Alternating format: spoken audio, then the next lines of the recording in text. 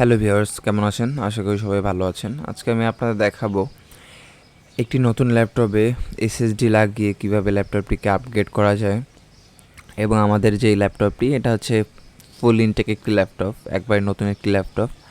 অনেক সময় দেখা যায় আমরা নতুন ল্যাপটপে হার্ড ডিস্ক থাকলে এসএসডি লাগিয়ে ফাস্ট করতে চাই, এবং হার্ড ডিস্কটা রেখেও এসএসডি লাগিয়ে সি ড্রাইভ যে ইউজ করে, এটা আমরা এসএসডি উইন্ডোজ দিয়ে ফাস্ট করার মাধ্যমে এটি আমরা ব্যবহার করতে চাই। এটি আমরা এখন ব্যবহার করতে পারি যদি আপনার ল্যাপটপে M.2 বা NVMe স্লট থাকে। পরে যা দেখতে পাচ্ছি আমরা ল্যাপটপটা কিছু মেনু বুক দেওয়া রয়েছে, এগুলো আপনারা চাইলে পরে রাখতে পারেন। অনেক ইনফরমেশন দেওয়া রয়েছে ল্যাপটপের, এটা আমরা এখন রেখে দিলাম। চলুন তাহলে দেখি আমাদের যে ল্যাপটপটি।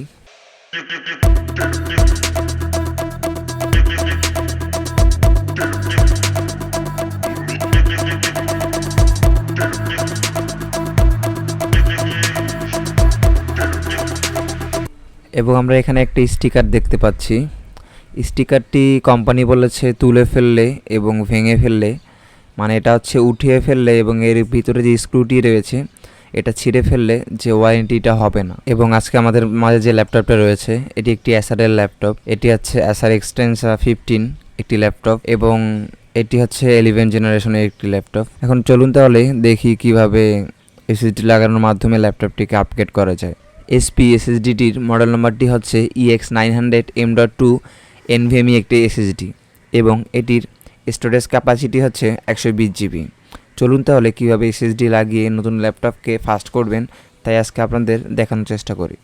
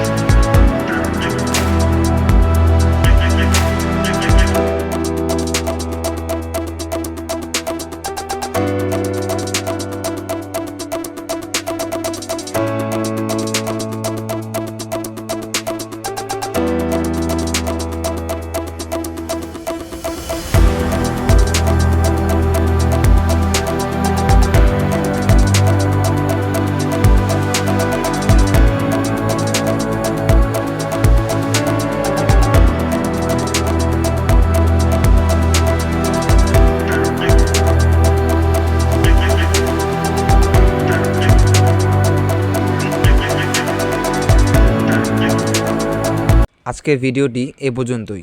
যদি ভিডিওটি ভালো লেগে থাকে লাইক করবেন, শেয়ার করবেন এবং সাবস্ক্রাইব করতে ভুলবেন না।